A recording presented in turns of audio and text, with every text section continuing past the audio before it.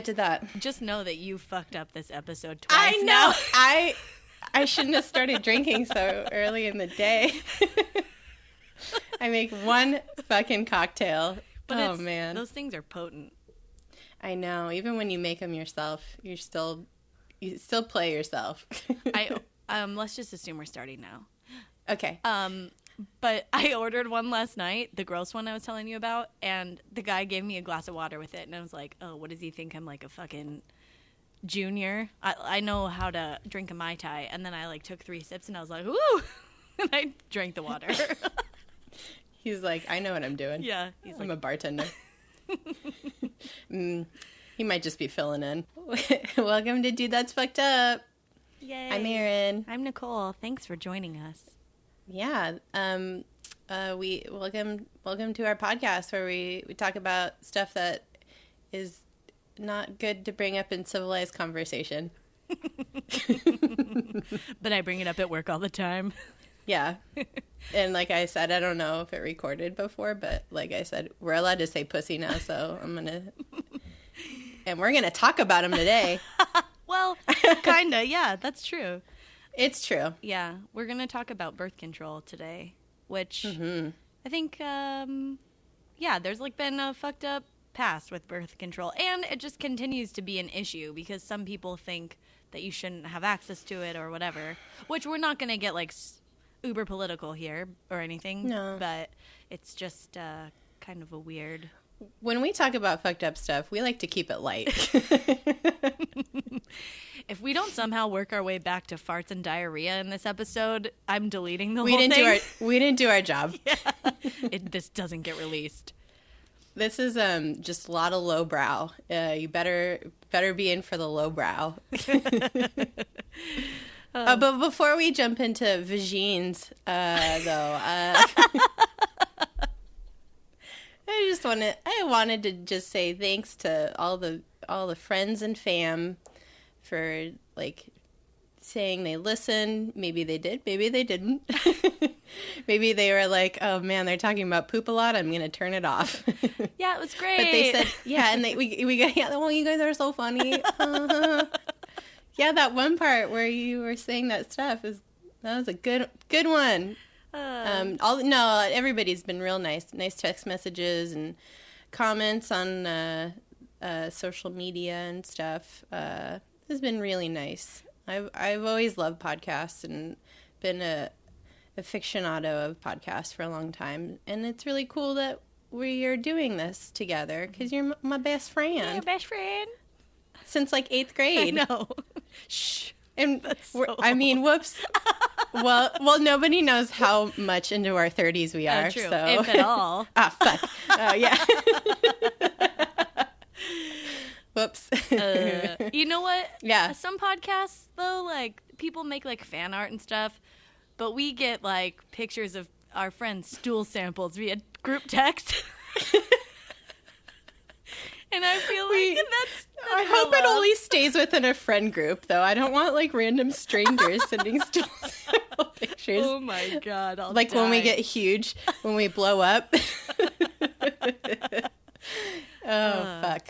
We might have set ourselves up for, I don't know, scat porn or something. Oh, God. I hope not. I don't want to talk about that in a future episode at all. I thought we were going to, though. I know. Maybe we will. TBD. Hi, Mom. Hi, Mom. But my mom's like, oh, me and your dad are going to listen this weekend. And the weekend's come and gone. I haven't talked to her, so I don't know what they thought. Oh, God. Oh, man. Yeah, I had to text Pete's parents and be like, hey, I made a podcast. I talked about it on Facebook. Don't listen. I know you might want to. Like, just support, like, just like all the posts I post. Yeah. Don't actually listen to it, though. I was like, it's not something you'd be proud of me for. So. You know, just blame it all on me. It's fine. I mean, my own parents, I don't care. But Pete's parents, I'm like, I want to remain angelic in some ways. Oh, I know. DJ's dad listened to it, and I was like, oh no. Your son's seen my hemorrhoids up close. Oh God, it's so.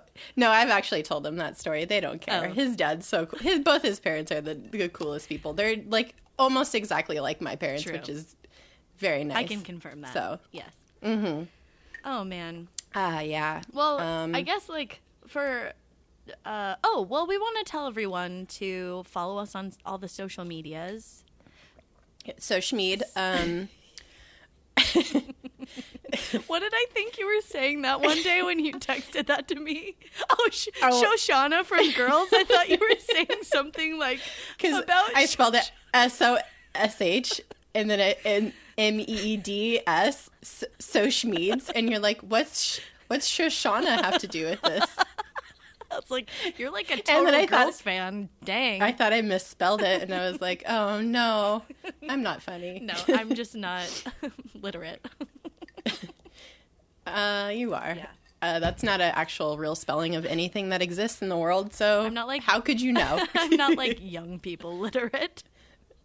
If we were young people literate, like, we wouldn't even use words. It's like literal, like, emojis and one letters. Like, I don't know what anybody's doing anymore. No.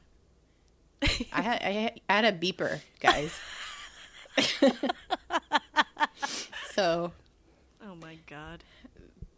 All I knew was my mom would just beat me 911 because I was always in trouble because I was always out too late. Even though it was not an emergency, it was just like, you're in fucking trouble. That's all it meant. 911, you're not here yet. I'm sitting waiting for you. You better walk in that door in 2 seconds. 911, what's your emergency? My emergency is I'm going to call the police on you because you're a fucking asshole. I don't know. Sorry, Mom and Dad. Oh, God. Oh, yeah. Follow us on all the social medias. Instagram at DTFU Podcast. Mm-hmm. Twitter, we just set that up at DTFU Podcast. Mm-hmm. Is that right? Yeah. I'm not a Twitterer. Me either. Tweeter. I'm going to be a forced tweeter. Yeah, I mean, you have to have all the things. Yeah. Oh, and then Facebook is also DTFU Podcast. Yeah. Like DTFU space podcast. Search it. You'll find it. You'll find it. Also, like, we'll try to post stuff so that we could actually have people follow us. Yeah. And if you want to send us an email, like, corrections, like, mostly, like, not corrections, though, like, just assume that we don't know what we're talking about. But, you know, like, some stuff, but, like, we're bullshitting a lot, too, so... Yeah. I mean, if you have, like, a very strong feeling about, like, ICP or, you know, worms or whatever, or if there's a topic I've been getting, an old coworker of mine has been sending me emails with topics that I've been posting to the Slack channel. So, like, if you have topics you'd like to hear about, send them. Email us. Yes. Yeah. We were always looking for more topics and fun stuff to talk about. Yeah. I think that's all the housekeeping stuff. Okay. Right? Yeah. We don't have a lot because nobody's, like, sending us corrections or anything. Someone just send us an email. Like, I could just say test in the subject. Just be like, hi. Yeah. But don't send any pictures of your stool sample. No. I now that I say that, everybody's going to do it. Please don't. God, please. Oh, God. Oh, and if you do send us, like, text messages or, like, emails, let us know, like, from the very top if you want us to, like, mention you. Yeah. And because we'll shout you out for sure. But if not, then we won't refer to you. But we'll still talk about a friend who did X, Y, and Z. Yeah. But we won't say your name. Yeah. Because I did want to say that I had a friend send me a text message yesterday after listening to our parasitic worms episode. And she said, just listen to your parasite podcast. Well, half of it. Still have to finish. Hilarious. My grandfather had to pull out a huge worm out of my Oma's butthole when they were young. He said it was 6 feet. I wrote, LOL, oh my God, that's love. And she goes, war was rough. No money for a doctor. Oh my God. So yeah, I would like to say who that is, but I don't know if she would want me to. So we'll just. Oh, I think I know who it is. Oh, you do, but you don't. It's not who you think. Okay, it is. but I do. No. Oh, okay. I know because I said Oma. Uh-huh. Yeah. Oh, okay. All right. Okay. Oh, yes. Yeah. Okay. So we go from the beehole to the vagina. Yeah. So yeah, this week we want to talk about just the like kind of the history of birth control and how fucked up that was from the very get-go. Okay, but I want to say I've been like thinking about changing up my form of birth control. And we were having a conversation and you were talking about your IUD and how much you love it and how it's like great. And I was like, oh, okay. And so, you take your friends like, point of view and recommendation. Sure. You're like, you should totally get one. So then I was like, cool. And I went to go get one and they were measuring me. So I didn't even get the IUD yet. And it ended up being very painful because they actually perforated my uterus into my intestines. They did? Yeah. But I didn't know it at the time. I didn't know that happened. Oh, yeah. I had to get like an ultrasound and stuff of my barren womb. What the fuck are your doctors doing? Jesus I know. Christ. Well, she won't put it in anymore because she's scared. So I have to go see a different doctor. But anyway, my favorite part was when I got out of the appointment and I called you and I was like, or maybe I texted you and I was like, oh my God, that was super fucking painful. And you were like, oh yeah, no, it's like the worst pain I've ever felt. And I was like, okay, well, that would have been great going into the appointment. So I would have been like prepared. Well, I didn't want to scare you, but also like you didn't even get it in. They just like poked you. No, I have to do it again. I have an appointment. Oh my God. Yeah. Well, maybe now now that they've opened the door once, it won't be as bad. Because listen, your cervix is not supposed to be dilated like manually. Like it's supposed to do that like naturally, like when you have children. So when it is artificially opened to put something in there, that's not supposed to happen like normally. Yeah. So it fucking hurts. One of my friends calls it cunt scorpions. It's fucking accurate. The actual IUD device? No, just the whole process. Oh, I said IUD device, but that's like ATM machine. Yeah. You don't need to say it. No. Yeah. Yeah. Anyway, yeah, that was just recent. Man. Yeah, I'm sorry that didn't work out. I feel like that's the fault of your doctor though. Like that seems insane. Like when I went, I don't know. I'm not no hating on your doctor. Like they're probably great, but I don't know. That seems like it's hard to do. I mean, because your uterus is like what's the right word? I almost said chewy, but that's not right. It's like elasticy, so it shouldn't. I don't know what the fuck they're doing, man. Yeah. Well, she said like she like pushed into it. You're supposed to feel like a little bit of she's supposed to feel like a little bit of a resistance, and then you like kind of push through it, and then you're in. And so she said she never really felt that. She just kept like sticking it in. She's like, you have an abnormally long uterus, and I was like, oh, that's weird. Like, okay. And then she's like, I feel like I can go even further, but I don't want to. And she had already like gone through the uterine wall at that point, which hopefully that's why it was so painful, because I can't believe I have to do this again. But oh man. Anyway, yeah, I'm gonna go see someone else. She recommended someone else. So. Yeah, I literally have. So I have. There's two doctors in my office, like my general like practitioner, who is like, yeah, let's get you going with an IUD, and then she's like, I have the one doctor here who just that's all she does is like install the IUDs. She's like a car stereo installer at Best Buy. Specialist. Yeah. And like I was like, okay, so she like did my like checkup, made sure everything was good to go, because I've been on like the pill for 15 years. Yeah. Up until last year. Anyway, that's some personal background, and let me just say, I am so grateful to live in this period of time, this era of life. What a time to be alive. Thank God. Yeah.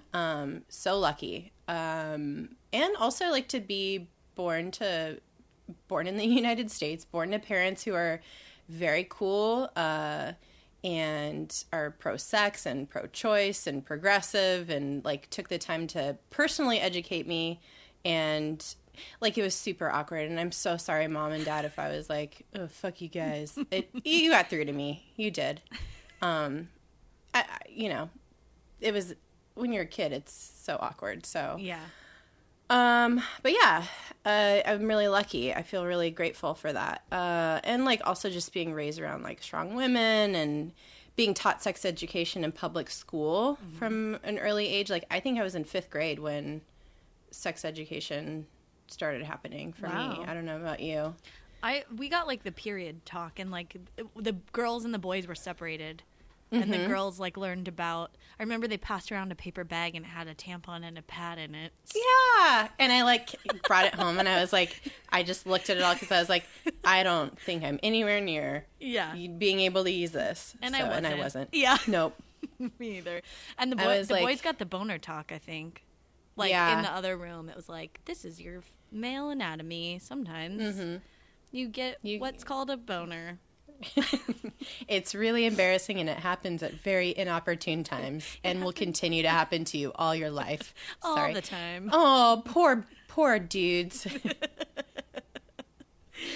And then we were like, yeah, you're just going to bleed everywhere. It's going to get all over. It's going to be super embarrassing. You're going to be scarred for life if you ever are in public and it happens to you. It's disgusting. It's the miracle of life, guys. Yeah, it'll happen for the next 30 years. Get used to it. Yeah. So I'm really grateful for that. Yeah. Public school in the early mid 90s was pretty legit. Yeah. In California. Southern California.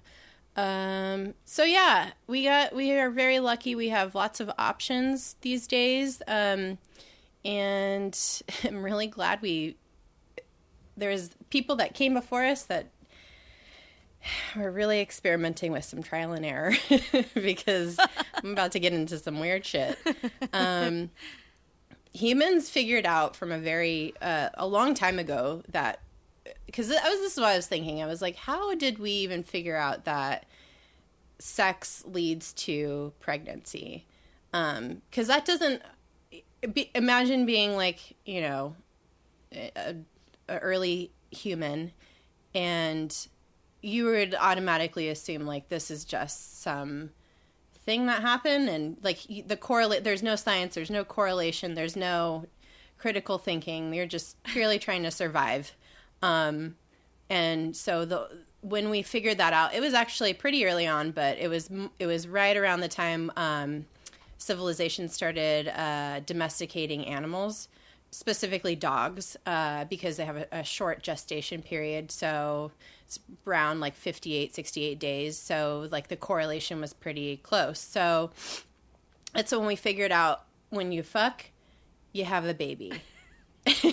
when people was a fucking, a baby would be a coming. Yeah, so we didn't know what was actually happening from a biological perspective, but we realized like, oh, when you put your dick in this person that has a vagina, that person with a vagina will have another human. Yeah. So that's kind of how we figured out procreation very early on. That was about 15,000 years ago. That's a long time ago, guys. So yeah, we didn't really understand. We're like, oh, God did it. The gods made it happen with the special juice. Please edit that out.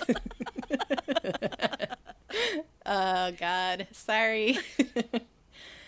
But, yeah, so some of the earliest civilizations figured that out. Not all, but some figured it out. So they started experimenting with birth control, which consisted of a lot of poop for some reason. There we are. Back to poop. We're back to poop. You know what? Comes full circle. Yep. So let's see, like a few like ancient civilizations that are very notable because they had written languages that have survived through now that we're able to decipher and look at and be like, oh, this is what they were doing. There's recorded recipes for certain types of birth control. And in ancient Egypt, they would make a pessary, which is like a little pellet, like a little thing that's soluble, that you stick up in your vagina, made out of dried crocodile dung. That's nice. Another thing that they wrote down for a form of birth control, quote unquote, was that a woman must eat beans on an empty stomach. Oh, that is birth control. You have farts and no one wants to do it with you. Yeah, when you put poop in your vagina and you're all farty. I don't think that's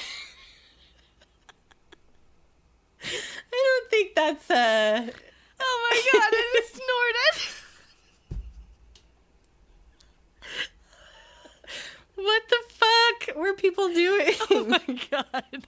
That would work these days. Yeah.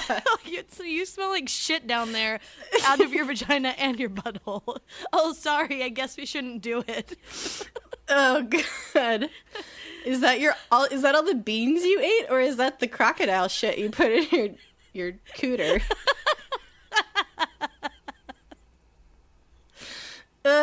Egypt, what are you doing? Oh Lord. That's not even the worst of it, but it's pretty. Oh my god, I'm already sweating. I'm crying, like tears are coming out of my eyes. Onion juice, and this is just ancient Egypt. We haven't even dove into Greece. Onion juice applied to the penis before coitus. Just everybody smelled like onion dick. Disgusting.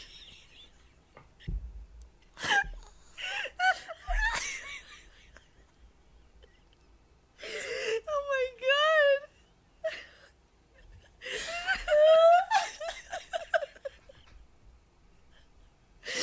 Oh my god. My mom gets mad at me. We were eating Maui onion chips yesterday and my mom got so mad. She's like, those are disgusting. They smell so gross. I'm like, oh my god, just imagine. Oh my god. If somebody's dick smelled like onions. Oh god.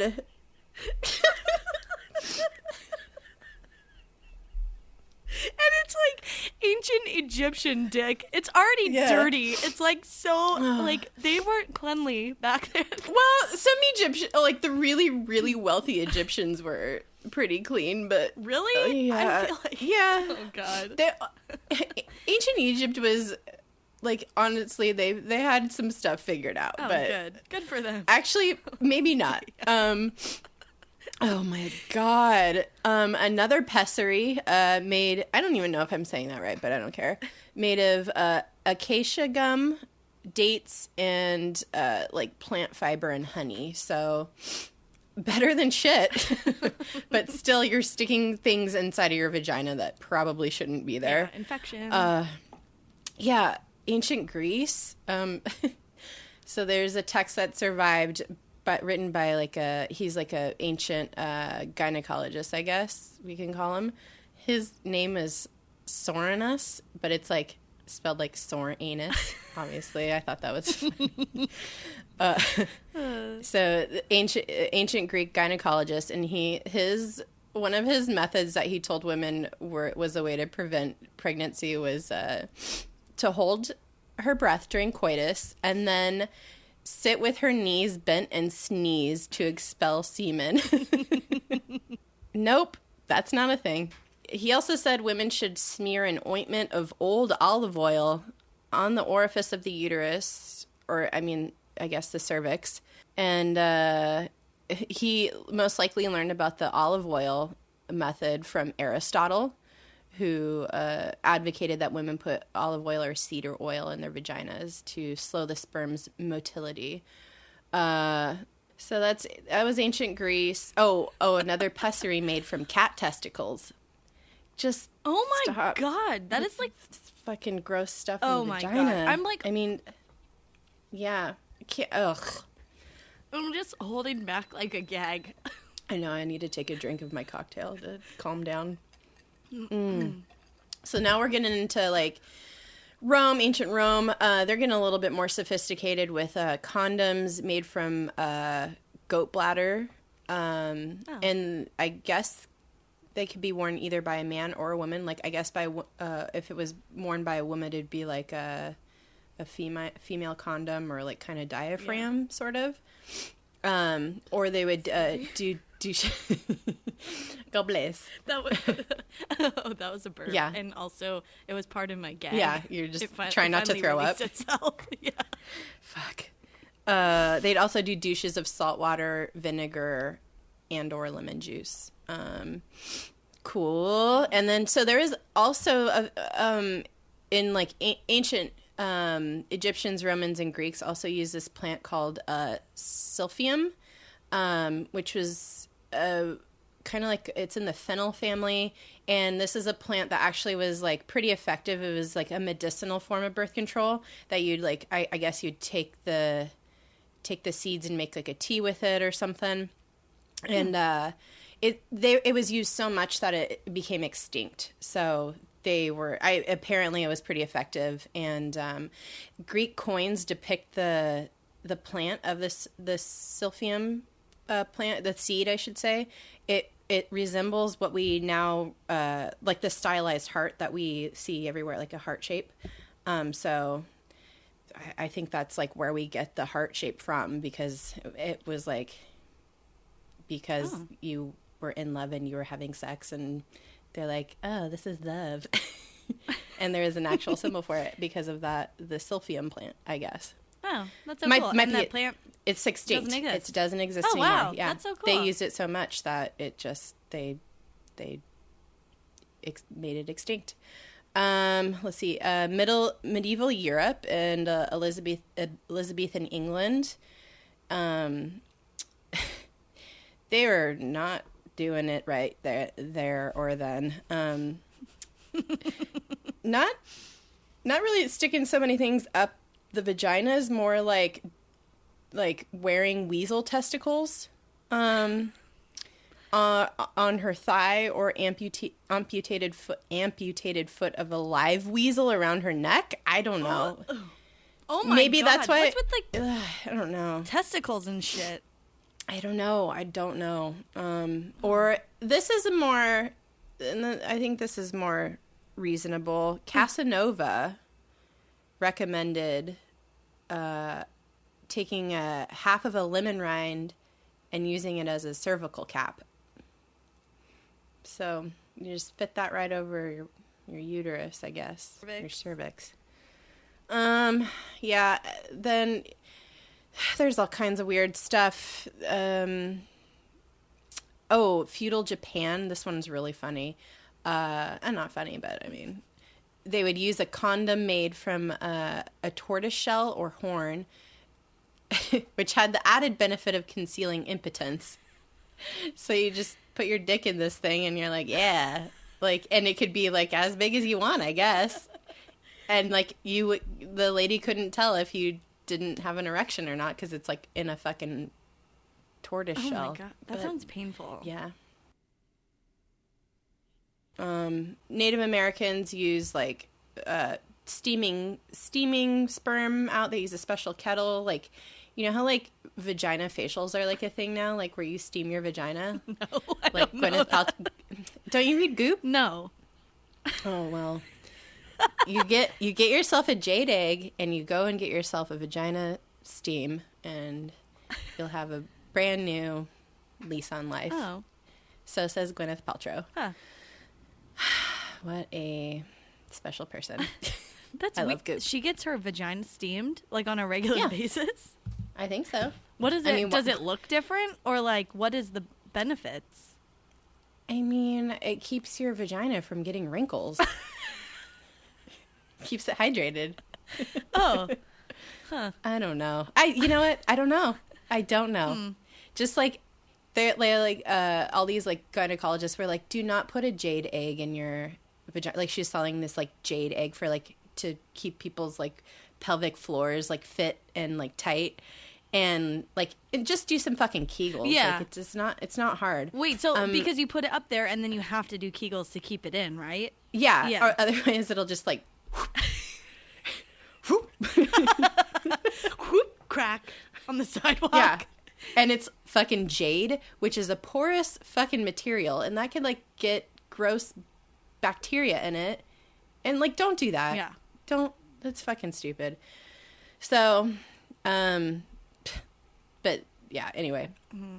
Native Americans were, like, about the, like, steaming life, and douching with seawater, vinegar, lemon juice, other acidic liquids. And they also use herbs. Like, they're, like, wise, and they actually knew what they were doing with herbs. But like just, blue, like, make a tea. Cohosh. Yeah, that's what they do. Yeah. I thought they like, it does put it in there. No. They were like... Oh, okay. They, like, were just, like... They understood how the body worked a little bit more and how, like, certain herbs reacted. Oh, okay. Yeah. So that's, like, pretty much, like, a good overview of, like, the history and some of the more fucked up forms of birth control. What do you think your preferred method would be? Oh my God.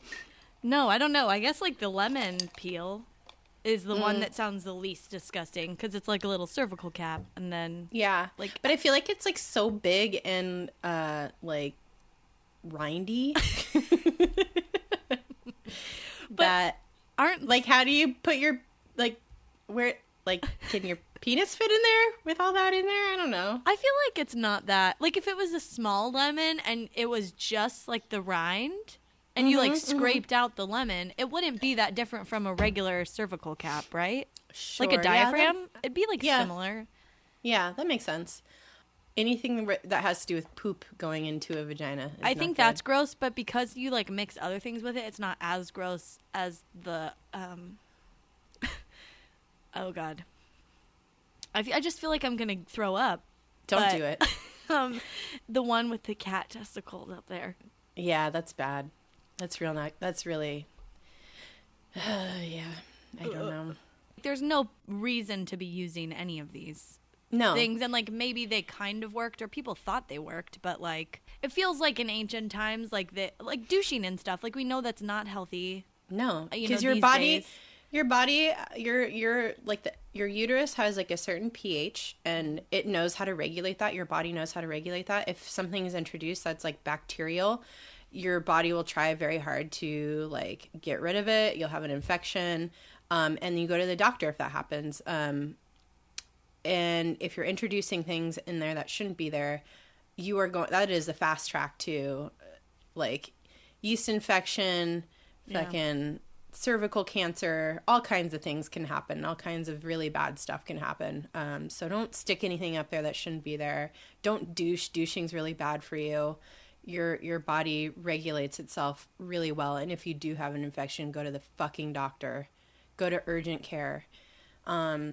It's so scary because people, even nowadays, like, if you just look on, I was, like, Googling, like, contraception myths, or, like, most, like least helpful contraception, like, methods. And one of them that kept coming up is, like, either douching with Coca-Cola or Mountain Dew, or just having the dude drink a bunch of Mountain Dew, like, it'll kill his sperm or something. Yeah, there's like there's an urban legend that Mountain Dew causes low sperm count, which all you need is one. All you need is one, and millions come out. Yeah. So that's not smart. Yeah. And douching with Coca-Cola has been around since the 1950s. Like, that was like a common, like, commonly held, like, belief that if you douche with Coca-Cola, you would be okay. Which I guess there was some science behind it. Like, they found out that it, like, the Coca-Cola does, like, immobilize some of the sperm, or, like, slows them down, but it doesn't happen fast enough. So you could totally still get pregnant. Yeah, and it's like the effort, like, if you, like, shake it up and squirt it in there, it's like it's blasting in there. So what do you do? Drop a Mento in a bottle, and then you just stand over it? It's the fucking Coca-Cola bidet for pregnancy prevention. Oh my God. I was talking to my mom about this how we're gonna do this episode, and she told me that her grandma, her Mexican grandma, told her that they used to douche with gasoline. Like, she knew women who douche with gasoline. Oh my God. As a fucking birth control method. Like, whoo. Oh my God. That is so intense. And it's just like, women will go to extremes to not be pregnant. And if you do not allow women to have access to birth control, and that'll lead to unwanted pregnancies and leads to abortions, unsafe abortions if that's not legal. It is a very, very rough, slippery slope to get on. We need to have access to. It all starts with education. If you comb like the Yahoo Answers for, I mean, like, this is how you know education is so important, because so many, you could tell a lot of the people asking questions on forums such as Yahoo Answers are just totally, they're kids and they don't understand how you even get pregnant. And I found this, a lot of people on Yahoo Answers are trolls, like, just be like, oh, can I get pregnant from my dog? And it's like, Jesus, oh, that's gross, and you know you can't, you idiot. Also, or maybe they don't know. Are you, like, having sex with your dog? What the fuck? Yeah. Gross. It was a very graphic story about, I didn't want to share that. Mm-mm. But I think it's just people trolling, like, bored teenagers. Mm-hmm. But someone wrote, a pregnant virgin? Last month, I did not have sex. I am a virgin, but was grinding naked on a guy. He was naked too. Before that, he cummed and urinated. I did that about 3.5 weeks before my February period. My last period was on time, but a day shorter than usual. I had diarrhea and anxiety, so I took a pregnancy test and it came out negative. I got my period and it was on time, and it was heavy bleeding. Now, I haven't been sexually active really since then. Not during my fertile week, but I've been experiencing constipation and back pain / abdominal pain and can be more tired than usual. These are common pregnancy symptoms. This week is my ovulation week, but I've never experienced this, ever. What is going on? I can't be a pregnant virgin. Can it all be from constipation? Does she mean... Yeah, you're pregnant with a shit baby. Someone wrote back, since you're clueless, you cannot get pregnant from fondling. Anything same-sex related, dry humping, wearing underwear with semen inside it, staring at a penis, touching a penis with your hands or feet, being in the same room as a penis, getting semen on any part of your body other than inside your vagina, dreaming about a penis, hugging, showering or bathing with someone of the opposite gender, anal, masturbation, wiping yourself with toilet paper with semen on it, dirty talk, virtual sex over the computer, hand jobs, prayer, kissing, rubbing, oral, or fingering. Until you figure this out, stay away from genitalia of the opposite sex, and for the love of God, take a sexual education course. Oh, it's like, which when you were young, did you used to listen to Loveline, like original, no. Dr. Drew and Adam Carolla? Yeah. There was one episode where somebody called in and was like, "Can you get pregnant from giving a blowjob?" And Adam Carolla was like, yeah, you have one of those mouth babies. That's like, yeah. Oh, it's my so ridiculous. God. Like, yeah, there was like a lot of stuff like, oh, yeah, we had anal sex. Like, now I think I'm pregnant. It's like, oh, you know that you're doing it in the butt so that you don't get pregnant. So, like, why would you even think that's possible? It's so dumb. Yeah. But also, it's just a lot of kids and... probably people that don't have anyone that they can talk to, which kind of sucks. I cannot imagine being like where you're like, oh, I don't want to get pregnant, so I'm just going to have anal sex. Holy fuck.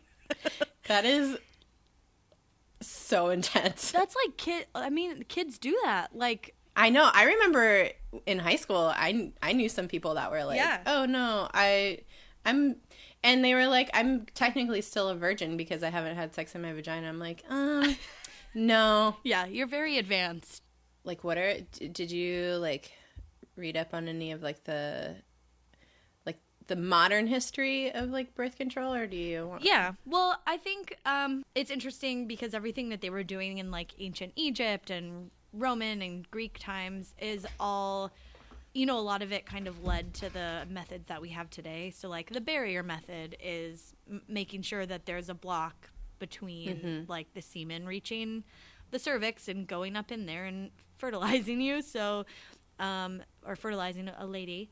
So like condoms and cervical caps and diaphragms and stuff like that, those are all the barrier methods. So like when you talked about the lemon peel and even like the, animal intestines or whatever as a condom, like all that stuff, or the like Japanese tortoise shell or whatever. Yeah.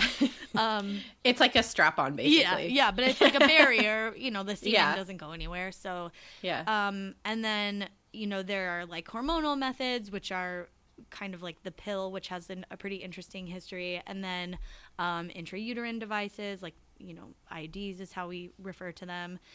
There's also like implants and things like that, which fall more under the hormonal umbrella because they give off hormones after they're implanted in your skin. And then there's sterilization and behavioral, which I wrote no next to because it's not really great as in terms of birth control. Yeah. And the Wikipedia article is really funny because it's like the most adverse side effect with any form of birth control is pregnancy. It is adverse. Pregnancy's gnarly. We could do like a totally separate episode. We've talked about doing an episode on childbirth. Yeah, which and pregnancy, which it's very dangerous. Yeah, it's scary. People were so desperate to not be pregnant and not go through childbirth that they were willing to do all kinds of crazy stuff. Yeah, if they didn't have access. And I mean, like this is like recent. I mean, people will still like try to miscarry. It's crazy. Like people drink bleach and shit. Like people don't want to have kids. And that's why it's so important. There's all these methods now that exist that are so easy. And it's silly that, women feel like they don't have access to them, or, there are things in certain communities that keep women from getting birth control or having easy access to it, or, it can be expensive and that's really shitty, and it's all like anti-women essentially. Right. There's male birth control now that they've been testing that is not FDA approved by any means, but it is being tested and it is effective in I forget what animal they're testing it on, but it's funny because I saw like a note about male like hormonal birth control. So like the male pill is essentially what it is, and it was like this stat of between 25 to 75% of men who are sexually active said they would use the male birth control pill, and I was like, that's kind of a big disparity between 25 and 75%. You're saying like almost everybody kind of, or like almost not that many. None. It's like, that's not so do they want to use it or not? Like, I'm confused, but I don't know. It's so weird. There's a 50-50 chance they either want to or don't. But also, and this is like super cynical, and I don't know, maybe something that should be deeply ingrained in all women. It's like you can't really trust your male partner to like take care of that, because they're not stuck with it like in their body. So it's such a weird thing that we have, like all these regulations and stuff that are made, especially historically, by like males, and all of these things, when it's our bodies and we're the ones that have to like experience it, and so we should be the ones that get to pick the methods. Yeah, it's our actual like well-being and health that are at stake. Oh, but the male birth control that I was looking at that is fairly new and recently a lot of excitement, a lot of buzz has been created about is it's called Vassal Gel. And it's basically, it sounds gross, but it's like after all the fucking shit that we have to do, I'm like, it's basically like a gel that is injected into the what's it called? the vas deferens. It's a duct which brings the sperm to the testes to the urethra. Oh. And that's what's cauterized in a vasectomy, but instead of doing that, you block it with like a gel that it can stay in there for however long. I don't know what the shelf life on that is, but the gel just blocks the flow, just like a vasectomy does when you cauterize that. But it can be easily reversed. You basically just like have a second injection, which flushes it out. Oh. It's sodium bicarbonate solution. It's like baking soda solution. So it's like it's soluble in your body once you flush it out. And like not. That's very promising. If men were down to do that, have an injection right in that little gland there, that would block the sperm. So that's easy. But, yeah, that's super easy. Is it? Yeah, and so they're still doing effective rate? Does it? They're still doing. They're still doing testing on it. I think it's probably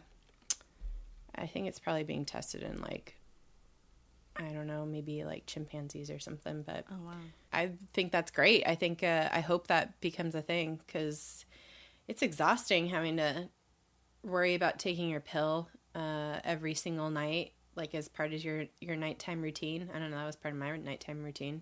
I take mine in the morning, but I'm trying to. It makes me feel sick. Oh yeah, I've never had. Only recently I've felt like, oh man, these hormones. Like I feel like I can control. Like I just feel like I know when I am acting weird, and I wonder if it's part of that. Which is why I wanted to try the IUD because it's like, switching it up. It's not pumping. Well, the nice thing about an IUD, especially like a low hormone IUD, like most of them are now. Like there's copper IUDs, which copper kills, makes your uterus like it's a hostile place for sperm, so they can't get in there. Yeah. But like Mirena is the one that I have.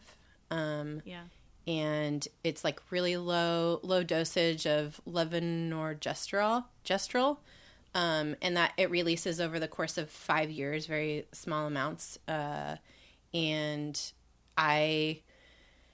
it took a while for it to adjust after being on the pill for like 15 years. But I honestly, I felt so meh, I guess, when I was on the pill. Like I was like, like meh, like I should be more upset, but I just don't care. I was like really apathetic.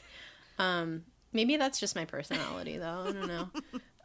But now I don't know. It did take me a while to like get used to it, and like I can tell like if that there's not hormones coursing through my entire body. It's all centralized. It's only in your uterus that it's so that's a nice thing. I mean, if you're interested, I mean it's nice because the pill is kind of what revolutionized birth control and like started this movement for women all around, like just a lot more sexual freedom. And it was this woman named Margaret Sanger, and she was a nurse and an activist in the early 1900s, and she actually coined the phrase birth control. And in 1916, she was the woman who opened up the first family planning clinic, which eventually became Planned Parenthood. Yeah, but it was originally called the American Birth Control League. And then wasn't she arrested and then like got out of jail and was like, fuck you fuckers, I'm gonna keep going? Yeah, she was arrested in the earlier 1900s before she opened the family planning clinic, and she left the US and then came back, which is good. It's good that she did, because then like in the early the late 1930s, the American Medical Association started to recognize birth control as a legit part of their practice. So they would actually talk to, families or women, mostly women who were married. They wouldn't talk to single women. Yeah. And so that's they didn't want to encourage promiscuity. Yeah. And also for a lot of families, it's a health concern and also like an economic concern. Mm-hmm.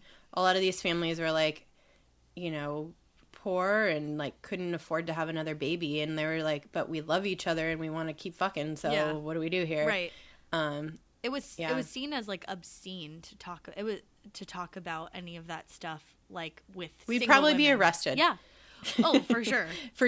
Right now, what we're talking about, we would be arrested for it. I mean, yeah, we did say onion dick earlier in this podcast, so we'd get arrested for sure.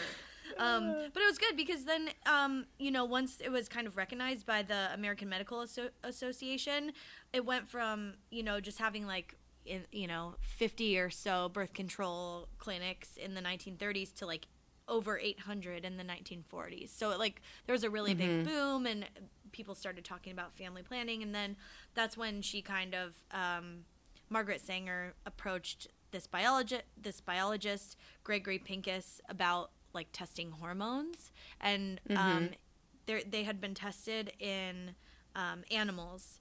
Pincus had kind of developed a pill for animals that was hormonal, but at the same time, there was another scientist, Carl Gerasi, in Mexico, who was synthesizing progesterone from yams in Mexico, which is another type of hormonal birth control, because there's the estrogen and progesterone. And so then, a gynecologist named John Rock, he started testing the same pill that Dr. Pincus had developed for animals on people. And then in 1956, the FDA approved the hormonal pill, but only for managing periods. So it was still obscene. Right. So, but it was it wasn't about preventing pregnancy. It was about keeping your periods regular. Yeah. And so, but women were smart, of course. And so they would go to the doctor. Oh, yeah, my period. I have really bad acne. Oh, when I was looking into when when contraceptives first started coming on the scene, when rubber was invented in the early 1800s, the first rubber condom was created in 1844, and they basically took strips of raw rubber and wrapped it around penis-shaped molds and then dipped it into a chemical solution to cure the rubber, and it you'd put it on your dick, and it was it's like a strap-on for your dick, and but it was reusable, because it was durable and you can use it for a few months. It was basically an empty dildo. It was like a hollowed out dildo, yeah. And I was like, oh man, that's unwieldy, but that's cool though. And then it is cool, and then it's it's in feudal Japan when they were using the tortoise shell or the horn made out of sheath made out of that stuff. It's same thing. And then condoms are invented in 1920. Did you know that? No. Oh my gosh. That's so long ago. Yeah. Latex. I was focused more on, because I went down the route of the pill, because I didn't realize it wasn't until 1972 when everyone could get access to it. So it was no longer obscene. It was no longer just for married women. Fucking 1972. We have friends that were born probably around that time. In the 70s. Yeah. It's oh my gosh. Their parent or their moms, if they weren't married or whatever, it's just so weird that that's not that long before we were born. I know. I mean, the Cold War was still happening when we were born, but... True. I mean, what? No. I don't care. NSYNC was popular when I was born. Yeah, so even in early America, there was some pretty primitive forms of birth control, douching kits that are not effective. And then women would also use Lysol. They would douche with Lysol, and that goes back to what my mom was telling me that her grandma told her. And Lysol advertised it. As a douche. Yeah. Ugh. That's gross. But it would lead to you would get your inside of your uterus would get inflamed and irritated, and it'd be can you imagine? Can you fucking imagine? If you soak your hand in that for a couple minutes, your skin gets irritated. If you breathe it, it hurts your yeah. And imagine putting that inside of you, which has mucous membranes. That's fucking toxic. It's so bad. There's so many new forms of birth control though that we have to choose from, and not only the pill. There's there's IUDs, which I'm a huge fan of mine. It's great. I don't get a period anymore. Also, on top of everything, That's nice. and I can get it taken out whenever I want. Whenever I decide to think about having kids or whatever. NuvaRing is a thing. You can get the implant in your arm. I forget what that one's called. Shots you could get. You can get shots. Yeah. There's like at least 3 different hormonal IUDs out there. Yep. So there's so many options. We're so lucky. And when you're choosing one, I would say look at what's most effective too, because everything, there's still a slight chance. You can use it perfectly, and there's always going to be a very slight chance that you could still get pregnant. So, if you really don't want to have kids, think about dual protection, or as many forms of protection as you could kind of ladder on. So that you are, in control of your birth. Yeah. Especially, I don't know, like a lot of people are like on prescription drugs that can Oh yeah, antibiotics. That can affect that. Yeah. Yeah, if you take hormonal birth control, you have to be really careful. That's why it's important you talk to your doctors. Yeah. And I would say there are some that are the least effective. One, no birth control. It's 85% sure you'll get pregnant at some point, within the first year of using no birth control. Yeah. And if so, proceed with caution. But there are also other kinds like fertility awareness, which is basically like behavioral birth control. So you kind of just track when your body's most fertile by your period. But even then, there are methods that you can use. There's something called standard days, which is cycle based, but also unless you have, unless your period is exactly a certain number of days, it's still hard. You could still have 1 or 2 days where you're fertile, where you think you're not fertile, right? Because it's not foolproof. So there's just all these kinds of, there's just all these types that are really, they're not great birth control. I feel like, yeah. Going back to male birth control, just because I think it's very interesting. On Planned Parenthood's website, they're like, there's only 5 methods that men currently have as available options. Abstinence, outer course, which is dry humping, or everything but actual vaginal intercourse, right? And condoms. But is anal sex outer course because you're in? Yeah, I mean it's not. You're not going to get pregnant from that. So okay. Condoms, obviously, vasectomy, and withdrawal. Yeah. Withdrawal, pulling out, is it's one of the oldest and I guess well-known and favorite methods, but you can still it's pretty effective, actually. I thought it was not effective at all, but it actually can be effective. It's more effective than I don't know.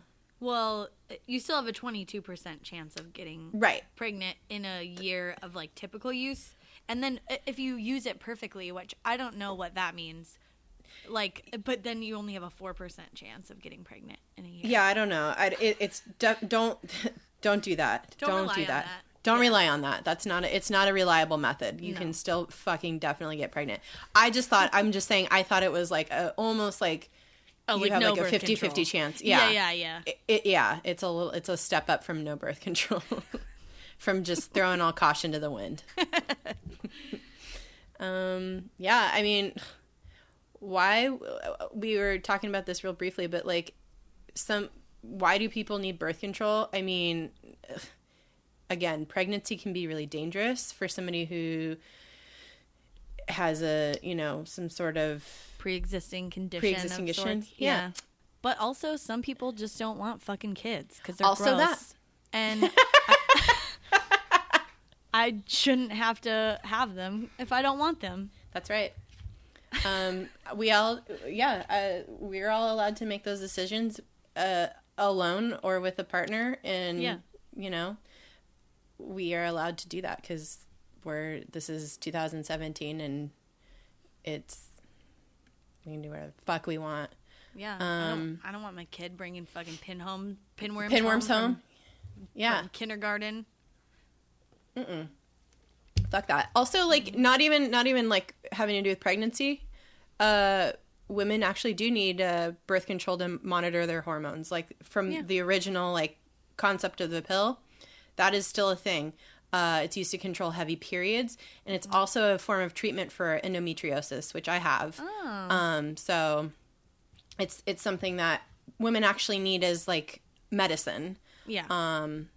People, when they have heavy periods, like, you can have iron deficiencies and you can pass out, and it's not normal all the time. Like, if you think something's normal, it might not be. I thought being in fucking pain all the time was normal, and it wasn't. So, get that shit checked out. And there's all kinds of reasons, but those are just some of the main reasons. Yeah. If you have a doctor who doesn't want to prescribe you birth control, get a new fucking doctor. That literally happened to me when I was like 20 years old. I went to the doctor, and I was like super young, and I was like, oh, I want to go to a woman doctor, and it feels more comfortable, and I go there, and she's gets me up on the table, my feet are in the stirrup, she's examining me, and I'm like, okay, I just need to refill my prescription also. She's like, I'm not going to prescribe you birth control until I give you my little pep talk. And I was like, excuse me? And I just was so up, I was like I was in a very vulnerable position, and she's just like, physically and literally, and and like, it's looking back on that now, that situation where she's like, I'm not going to prescribe you this until I tell you about how you shouldn't have sex until you're married, and like, I hope you're not using birth control for your prevention of pregnancy or whatever. And I was just like, bitch. Yeah. Looking back on that now, that is the most inappropriate thing. One of the most inappropriate things that's ever happened, especially like, she's a woman, like, she's supposed to be understanding, and like, she's a doctor, and she's a doctor. That's first and foremost, do no harm. That's a thing that they've passed in the U.S. Like, you can be a physician, you can be a what are they called that work at CVS? And they give you medicine. A pharmacist? Yeah. Yeah. You could be a CVS worker. You could be a physician. A Best Buy shipping manager. And you can fucking deny people. You could say, no, I'm sorry, that goes against my personal beliefs and morals, so you can't get that refilled here. I mean, like, what the fuck? Like, what are the, like, again, what? Yeah, it's anti-women, but I'm sure they're fucking filling other people's Viagra. Mm-hmm. You have no problem with that. They have travel packs now of Viagra for when you go on vacation and you want to fuck your girlfriend, and you need to get your dick hard. They're like, here's travel size now. Like, that's a literal a thing now. So gross. I hope they get travel diarrhea. Fuck that. Fuck that shit. Yeah. So I don't know, man. That, like, what if? All right, that was just, I get so mad about that when I think about it. It was terrible. I was 20 years old, and maybe even 19, I don't know. And it's just so shitty. And nobody should ever have to be in that position. I'm so glad now, like, Plan B, you can just, like, get over the counter now. Yeah. I've like, or like, I think it's been over the counter for a while now. I've gotten Plan B before. Yeah. I haven't, but I use like 12 methods of birth control every time, so. Yeah. I'm usually, everything's locked down. The only thing I don't use is like a chastity belt. Because that would defeat the purpose. You're like, Pete, put this rubber. Pete, do you have your tortoise shell ready?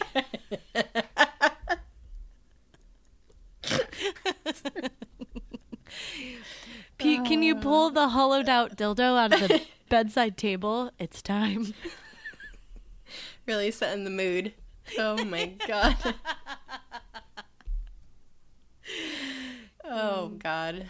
Yeah. We have too much to worry about. Also, hand me the Lysol and drop a Mentos in this Coca-Cola bottle. I gotta squat over it for a second.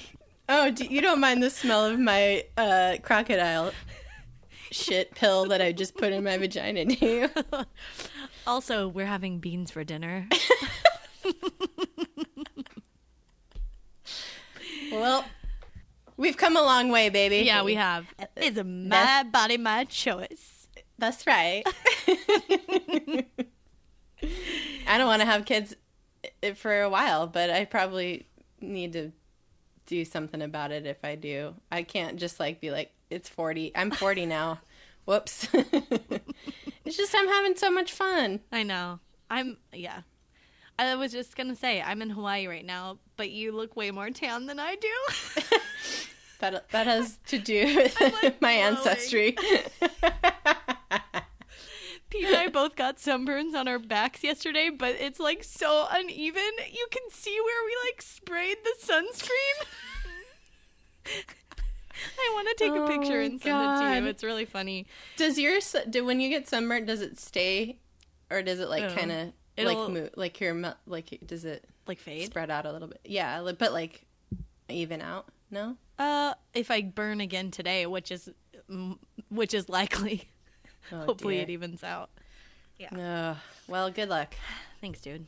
All right. Everybody, please follow us on social media at DTFU Podcast on all the things. And send us an email if you have any questions or want to bitch us out. Please don't. No, I don't want anybody to be mean to us. Be nice. DTFU Podcast at gmail.com. And that's all I got. Yeah. All right. Okay, bye-bye.